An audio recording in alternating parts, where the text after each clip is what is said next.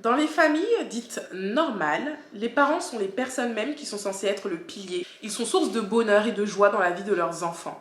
Mais dans d'autres familles, malheureusement, plus dysfonctionnelles, les parents sont source de tristesse et de malheur pour leurs enfants. Aujourd'hui, je vais vous raconter l'histoire d'Ouria qui vit un enfer avec les siens. Hi babies, welcome back to your home parce que vous êtes ici chez vous. J'espère que vous allez bien mes amours, moi ça va super. On se retrouve aujourd'hui pour une nouvelle vidéo et on se retrouve pour une KEVS. Kédeline écoute vos story time avec le lutin comme toujours. Avant de commencer la vidéo d'aujourd'hui, n'oubliez pas de vous abonner, liker, partager et de commenter, c'est très important.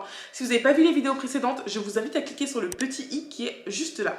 Et sans plus tarder, on passe à l'histoire d'aujourd'hui. Alors l'histoire d'aujourd'hui c'est celle de Ouria et comme je vous l'ai dit dans l'introduction, elle vit clairement un enfer et moi ça me fait mal pour elle parce que je me dis que sur cette terre il y a des personnes qui ont une emprise qui ne sont pas censées avoir. Ils sont censés avoir des répercussions positives. Mais les personnes qui peuvent le plus t'embrigader et le plus te faire du mal sur cette terre, pour moi, ce sont les parents. Là, je parle hormis les relations amoureuses ou quoi que ce soit, mais vraiment les parents, si tu tombes sur des parents toxiques, c'est la merde. Et malheureusement, on ne choisit pas sa famille, on ne choisit pas ses parents. Malheureusement, pour Ouria, actuellement, elle se retrouve dans une situation qui est très compliquée. Elle a actuellement 29 ans. Et avant que vous puissiez comprendre le pourquoi du comment elle se retrouve à vivre un enfer, on va commencer par le début, comme d'habitude. Il faut savoir qu'elle vient d'une famille de 4 filles. Donc elle a 3 sœurs avec qui elle s'est toujours très bien entendue. Elle a 2 sœurs qui sont nées en France et 2 sœurs qui sont nées dans son pays d'origine. Et malheureusement, ça a toujours eu une incidence sur la façon dont ses parents se sont comportés avec elle et ses sœurs, parce qu'avec sa grande sœur et elle-même, qui sont nées à l'étranger, donc dans leur pays d'origine, ses parents ont toujours été plus stricts et plus sévères, contrairement au comportement qu'ils ont toujours eu avec ces 2 sœurs qui sont nées ici.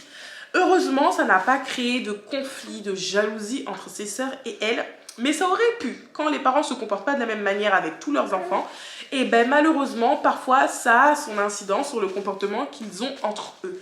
Heureusement, elles ont toujours été très soudées.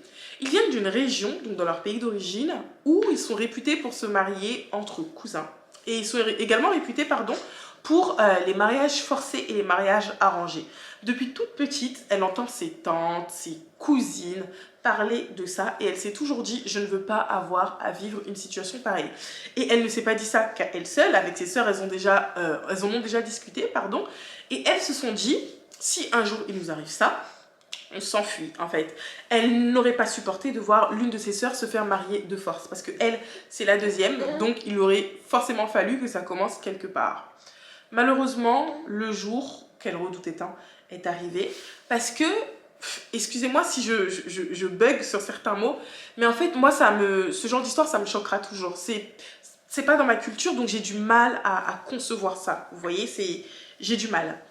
Un jour, ses parents sont venus à la maison avec un homme qui était très âgé, en fait, qui est toujours très âgé, parce qu'il n'est pas décédé, il est encore en vie. Un homme très âgé. Et ils ont dit que cet homme-là devait se marier avec la sœur, donc la grande sœur de Ouria. La grande sœur de Ouria, elle a 4 ans de plus qu'elle.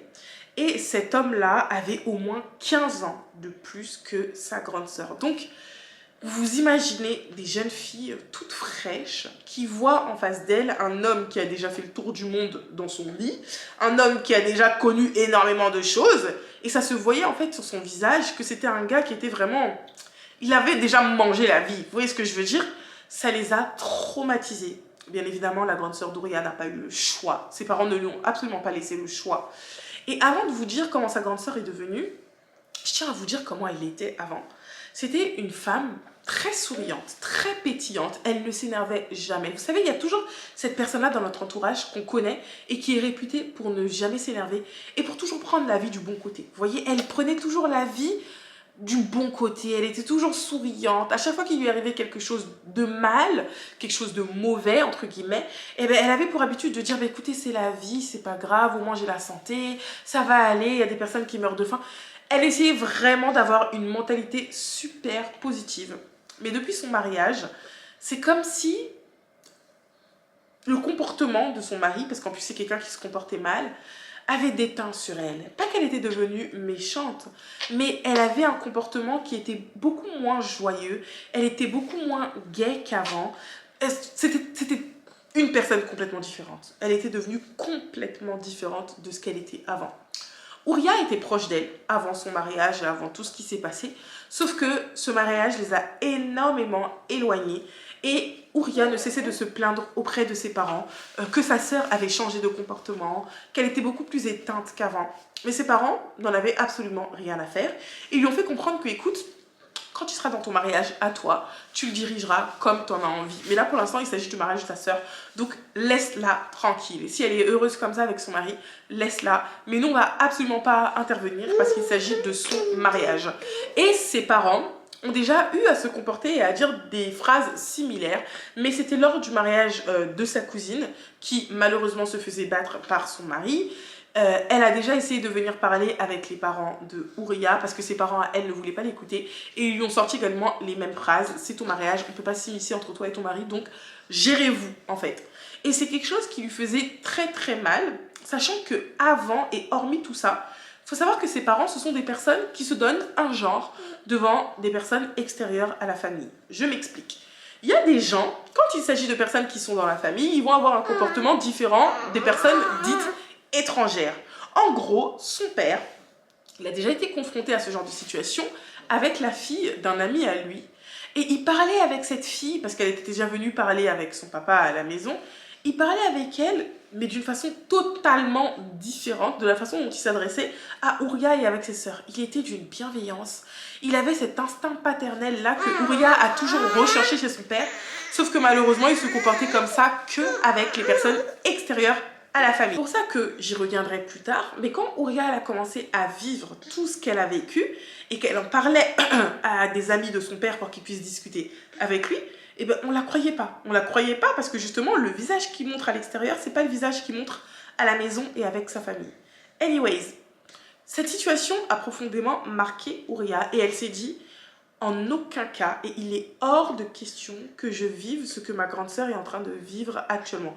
Parce que je sais pertinemment qu'elle n'est pas heureuse et je refuse de vivre ça. Je refuse de ne pas être heureuse dans mon foyer. Elle s'était faite à l'idée que ses parents allaient forcément la mettre dans un mariage qu'elle n'a pas choisi. Donc elle s'est dit à la rigueur, si je suis dans ce genre de mariage-là, je veux pouvoir être avec un homme qui me plaît et un homme avec qui je vais être épanouie. Si ce n'est pas le cas, je ferai tout pour sortir de là. Et je trouve ça trop triste que dès le plus jeune âge, tu te formates toi-même. Bien évidemment, on l'a formaté à cette idée-là, mais que tu te formates et que tu te fasses à l'idée que bah, tu n'auras pas un mariage d'amour et que tu auras forcément un mariage arrangé. Après, les mariages arrangés peuvent se transformer en mariage d'amour, mais voilà, c'est un peu rare, ok ? Donc ses parents, ils lui ont toujours mis entre guillemets la pression pour qu'elle trouve quelqu'un jusqu'au jour où, à ses 26 ans, son père est venu à la maison, exactement en fait la même scène qu'il s'est passée avec sa grande sœur. Il est venu à la maison, à tes souhaits. Il est venu à la maison avec un homme qu'elle ne connaissait pas et elle savait que c'était son tour. Clairement, elle le savait. Elle s'est enfermée dans sa chambre parce qu'elle ne s'attendait absolument pas à ça. Elle était à fond dans ses études. C'est une fille qui est très instruite et en général, c'est malheureusement ce genre de fille-là qui se retrouve dans ce genre de situation. C'est trop triste. Mais elle s'est dit, c'est mon tour. Elle s'est enfermée dans sa chambre et son père lui a mis un gros coup de pression. Je ne vous ai pas donné cette précision-là, mais je pense que vous le savez, vu la façon dont je parle de son père depuis tout à l'heure. C'est un homme qui est quand même assez violent avec ses enfants, mais également avec leur mère, donc avec sa femme. Okay, donc vous comprenez maintenant pourquoi qu'on vient lui dire que oui, un tel a levé la main sur moi, bah, il ne réagit pas parce qu'il fait exactement la même chose. Voilà, il fait pareil. Tu vas pas aller dire à un voleur, tu vas pas te plaindre à un voleur d'un mec qui a volé. Il va te dire c'est normal. Je sais pas si ce que je viens de dire c'est clair, mais en tout cas, voilà. À cette période-là, donc à ce moment-là, quand l'homme s'est rendu à la maison, il a commencé à lui mettre un coup de pression en mode tu sors tout de suite de ta chambre là, sinon je défonce la porte. Tu es dans notre maison depuis je ne sais combien de temps, tu vas bientôt avoir 30 ans. Au bout d'un moment, il s'agirait de te ranger. Elle a eu très peur parce que c'est quelqu'un qui craint énormément son père, vu l'emprise qu'il a sur elle. Elle est sortie de sa chambre et elle est partie s'asseoir dans le salon. Elle n'a pas levé les yeux une seule fois. Et je tiens à vous préciser qu'avec toute la pression que ses parents lui ont mis, eh ben, c'est pas une fille qui a déjà fréquenté quelconque garçon. Elle était toujours à ce moment-là vierge. Et voilà quoi, elle ne connaissait pas tout ça. Mais elle savait qu'elle allait devoir y passer. Elle a baissé la tête durant tout le long. Son père lui a sorti le fameux speech qu'il avait déjà sorti à sa sœur auparavant et il lui a fait comprendre que tu as environ 2-3 mois pour te faire à l'idée que dans 2-3 mois, tu ne seras plus en fait dans notre maison. Ouria, à ce moment-là, elle s'est dit, c'est pas possible, je peux pas vivre ce genre de situation. Donc elle s'est dit, je vais tout faire, mais vraiment tout faire, pour ne pas que je me retrouve là-dedans. Et c'est à ce moment-là qu'elle a pris ses affaires et qu'elle est partie de chez elle. C'était la première fois de toute son existence qu'elle découchait de sa maison. Quand je dis sa maison, c'est le foyer, là, donc ses parents et tout et tout. C'était la première fois qu'elle dormait ailleurs. Elle n'avait jamais dormi ailleurs depuis qu'elle est née, parce que ses parents refusaient. Même pour dormir chez ses cousines ou quoi que ce soit, ses parents n'étaient absolument pas d'accord. Là, elle est partie chez une amie à elle. Sauf que ça n'a pas duré longtemps, parce que son père lui a mis un énorme coup de pression. Il lui a fait comprendre que tu sais très bien que tôt ou tard, tu vas devoir revenir. Mais sache que plus tu tardes là-bas, le jour où tu reviendras, la correction que tu vas te prendre, elle sera mais terrible. Donc c'est soit tu rentres maintenant et on discute, soit tu restes là-bas, mais pour toujours. Elle a eu peur et elle est rentrée chez elle. Ma voix commence à trembler parce que je trouve ça trop triste en fait de vivre ce genre de situation. Elle est rentrée chez elle et malheureusement ça s'est mal passé. Son père a levé la main sur elle. Elle a fait comprendre à son père que si tu m'envoies dans ce foyer là, je serai jamais heureuse. S'il te plaît, ne fais pas ça. Elle ne sait pas ce qui s'est passé à ce moment-là. Mais son père il lui a dit ok. Et en fait elle pensait que justement il lui avait dit ok, en gros bah t'inquiète pas, tu ne seras pas avec cet homme là. Et tu ne vivras pas avec lui. Sauf que malheureusement, il a juste repoussé les choses, mais il les a retardées parce que par derrière, il était en train d'arranger encore mieux les choses. Je ne sais pas si vous voyez ce que je veux dire. Il commençait à tout planifier. Il avait déjà planifié les fiançailles, il avait déjà planifié le mariage, et c'est pour ça qu'il avait tout repoussé. Ouria, elle pensait que son père avait fait ça justement parce qu'il l'aimait et qu'il avait vu sa détresse, sauf que pas du tout. Un beau jour, encore une fois, ça lui est tombé dessus. Il y a énormément de personnes qui se ramènent chez elle. Et elle a reconnu le gars en question. Donc elle s'est dit, en fait là, il m'a pris au dépourvu et il s'est clairement foutu de moi. Genre, il m'aime pas. Et c'est à ce moment-là qu'elle a commencé à détester ses parents. Je dis ses parents parce qu'elle a mis sa mère dans le même lot. Elle voyait sa mère comme une femme qui ne défendait pas ses enfants en fait. Pourtant, elle voyait que ses filles étaient en train de souffrir, mais elle ne faisait absolument rien. Donc elle a mis ses parents dans le même lot. Jusqu'à présent, elle les déteste à en mourir. Je vous passe toute la cérémonie et tout ce qui s'ensuit, sachant que chez eux, en plus, ils font la cérémonie du mouchoir pour voir si la femme est encore vierge. Effectivement, elle l'était encore, mais elle a vécu ça comme une humiliation, en fait, parce que pour elle, ces personnes-là n'avaient absolument rien à faire dans son intimité. Mais même s'il n'avait que 3 ans de plus qu'elle, en fait, elle ne l'aimait pas et elle ne se voyait pas faire sa vie avec lui. Malheureusement, les deux ont consommé le mariage. Ça a été quelque chose de forcé, on va dire, parce qu'elle n'était pas consentante. Mais après ça, elle s'est dit plus jamais, mais au grand jamais, cet homme-là ne me touchera. Donc, elle a toujours refusé après ça les rapports intimes avec lui. Mais il n'y a pas que ces choses-là qu'elle a refusées. En fait, elle a décidé de lui mener la vie dure. Excusez-moi, il a décidé de lâcher des petits proutes.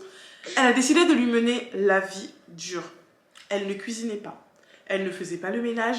Et en fait, quand je dis ce genre de choses-là, dans ma tête, moi, je me dis, mais c'est pas systématiquement des tâches qui doivent être attribuées à la femme. Tout le monde peut cuisiner, tout le monde peut faire le ménage, tout le monde peut faire tout ça, en fait. À partir du moment où tu habites dans une maison, tu te dois de te prendre en charge comme un adulte responsable.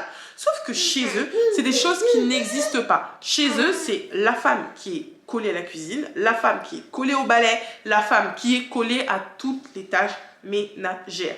Donc elle s'est dit, je fais plus rien. Et peut-être que si j'arrête de tout faire, bah, mes parents vont accepter que je retourne là-bas ou mon mari va accepter, excusez-moi, le divorce. Sauf que pas du tout. Ce qu'il a fait, c'est qu'il est parti directement se plaindre aux parents de Ouria, en leur faisant comprendre que votre fille, elle ne remplit pas son devoir conjugal, elle refuse de faire à manger, elle refuse de faire le ménage, elle refuse tout. Les parents d'Ouria, qui pour habitude ne se mêlent pas, comme ils le disent, de la vie du foyer de leurs enfants, sont venus chez Ouria et ils ont commencé à lui parler, mais comme si c'était un enfant, et en plus devant son mari. Donc je vous laisse imaginer l'ego de cet homme qui a dû se gonfler à bloc parce qu'il s'est dit, bah, juste à aller me plaindre auprès de ses parents pour qu'ils puissent venir lui parler comme du n'importe quoi. Il a commencé à se comporter très très mal avec elle, et la violence n'était pas physique, mais elle était psychologique et verbale. Elle a commencé à se sentir de plus en plus mal dans son foyer, mais elle ne voulait pas lâcher l'affaire. Elle s'est dit, si c'est comme ça et que les choses doivent être forcées, eh ben, je vais te forcer à rester dans un foyer où je serai inexistante en fait. Je ne vais pas me comporter comme la femme que tu t'attends que je sois. À force de continuer à se comporter comme ça, Ouria, elle a très bien vu en fait que ça commençait à agacer son mari et il passait de moins en moins de temps à la maison. Donc elle, ça lui faisait plaisir. Ça lui faisait plaisir dans le sens où elle se retrouvait seule et elle pouvait enfin vivre comme elle le souhaitait. Et là, je mets de gros guillemets parce que c'est pas du tout la façon dont elle souhaitait vivre. Elle ne voulait pas se retrouver dans un foyer comme ça, malheureuse. Mais le truc, c'est quoi? C'est qu'en parallèle, il continuait à aller se plaindre auprès de ses parents et ses parents qui continuaient à elle venir l'emmerder. Jusqu'au jour où son père est venu chez elle et il a levé la main sur elle pendant qu'il y avait son mari. Je ne sais pas si vous vous rendez compte de la gravité de la chose, mais son père a passé ce cap-là qui selon moi est très grave. Et en fait, ce jour-là, au lieu de bien réagir, le mari, enfin bien réagir dans le sens où, au lieu d'aller dans le sens des parents, le mari d'Ouria, il s'est dit, écoute, moi, je t'ai pas mariée pour que tu sois malheureuse à ce point-là. Si tu veux, je vais discuter avec tes parents et on va rompre le mariage en fait. Comme ça, tu retournes chez eux et basta. Moi, je peux pas continuer avec une femme qui n'assouvit pas mes besoins. Donc, il parlait du plan sexuel, ok. Et tu peux pas continuer à être avec un homme que tu n'aimes pas. Donc, si tu veux, je vais parler avec tes parents pour qu'on puisse mettre fin à tout ça. Il a essayé d'aller parler avec les parents d'Ouria qui ont refusé. Il a essayé de parler avec ses parents à lui qui étaient d'accord, mais les parents d'Ouria ne voulaient pas. Ils ont dit, là où on l'a mariée, elle y reste. Elle se retrouve actuellement dans un foyer où elle n'a absolument pas envie d'être avec un mari qui ne la calcule absolument plus. Et en fait, elle se dit quoi? Elle se dit, il ne me calcule plus et ne veut plus de ce mariage. Les seules personnes qui décident de nous mener la vie dure, c'est c'est mes parents à moi. Elle a littéralement envie de se barrer et de plus du tout donner de nouvelles à ses parents. Mais ça lui fait quand même mal au cœur parce qu'elle sait que si elle fait ça, ses parents ne voudront plus qu'elle rentre en contact avec ses sœurs et elle va devoir complètement mettre une croix sur sa vie de famille, ses parents, sa mère, son père et ses sœurs. Et elle ne sait pas si elle est prête à subir ça. Elle ne sait pas si elle est prête à endosser cette responsabilité, raison pour laquelle elle reste encore dans son foyer avec son mari. Mais elle sait très bien que si demain elle décide de se barrer, lui, il n'aura aucune réaction en fait, parce qu'il sait très bien qu'il n'obtiendra absolument plus rien d'elle.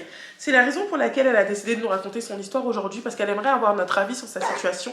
Elle aimerait savoir si c'est quelque chose qu'elle devrait faire, malgré le fait qu'elle sait que si elle fait ça, elle se retrouvera à ne plus du tout être en contact avec ses sœurs. Donc dites-moi ce que vous pensez de cette histoire dans les commentaires. Qu'est-ce que vous aurez fait à sa place? Qu'est-ce que vous lui conseillez de faire?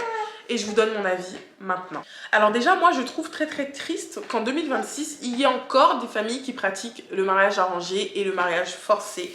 Même si je sais que ça fait partie de certaines coutumes et traditions de certains peuples, je suis pas là pour, pour rabaisser vos traditions. Je sais pas si c'est la formulation que je devais employer, mais moi, personnellement, ça me choque, d'accord? Et surtout qu'à 29 ans, tu te retrouves à ne plus du tout être maîtresse de ta vie et de tes relations amoureuses en fait. Je trouve ça trop grave. Pour moi, à partir de pour moi, cet âge-là et même avant, mais c'est toi qui décides en fait de la personne avec qui tu as envie d'être. C'est pas tes parents, c'est pas à tes parents de t'imposer la personne avec qui tu vas dormir tous les soirs. Ça n'existe pas. Moi, à ta place, c'est vrai que ça m'aurait rendu triste de ne plus du tout être en contact avec mes sœurs. Parce que moi, mes frères et sœurs et moi, on est comme ça. On s'appelle tous les jours pour vous dire on est comme ça, ok? Ça m'aurait rendu trop triste. Mais là, il s'agit de ta vie, de ton épanouissement et de ta vie, ok? Moi, je serais partie de ce foyer-là, donc là où tu habites actuellement avec ton mari, là. Essaie de faire en sorte de trouver autre chose, de te barrer. Et peu importe ce que tes parents vont dire, tu n'en as absolument rien à faire. Parce que si tu ne fais pas ça, ma belle, toutes les plus belles années de ta vie, elles vont te passer comme ça, sous les yeux. À quel moment est-ce que tu vas trouver un homme qui te suffit, qui te complète, un homme que tu aimes pour faire tes enfants? Parce qu'elle a ce désir-là de maternité, elle a envie d'avoir des enfants, mais elle ne veut pas avoir des enfants avec un homme qu'elle n'aime pas. Mais si tu restes dans cette situation, soit tu n'auras jamais d'enfants, parce que tu n'as pas envie d'avoir des enfants avec un homme que tu n'aimes pas, soit tu vas en faire, mais avec un homme que tu n'aimes pas. Qu'est-ce que tu veux? Il faut que tu penses pour toi. Je sais que c'est plus facile à dire qu'à faire, mais c'est la réalité. Il faut que tu penses pour toi. Donc fais les choses pour ton bien et non pour le bien de tes parents. Même si je sais que c'est compliqué. En tout cas, c'est mon avis. Moi, je me serais barrée. Dites-moi ce que vous en pensez dans les commentaires. Voilà mes amours, c'est tout pour l'histoire d'aujourd'hui. Je suis vraiment désolée parce qu'il y a ce petit coquin qui est juste là, qui ne veut pas laisser sa maman travailler. Franchement, excusez-moi parce qu'aujourd'hui, il a été très coquin. Voilà, très coquin. Je suis vraiment désolée. Désolée, mais à coup pas. Voilà. J'espère quand même que vous avez aimé cette vidéo. On se dit à très bientôt pour une nouvelle KEVS. N'oubliez pas de vous abonner, liker, partager et de commenter. Je vous fais de gros Bisous.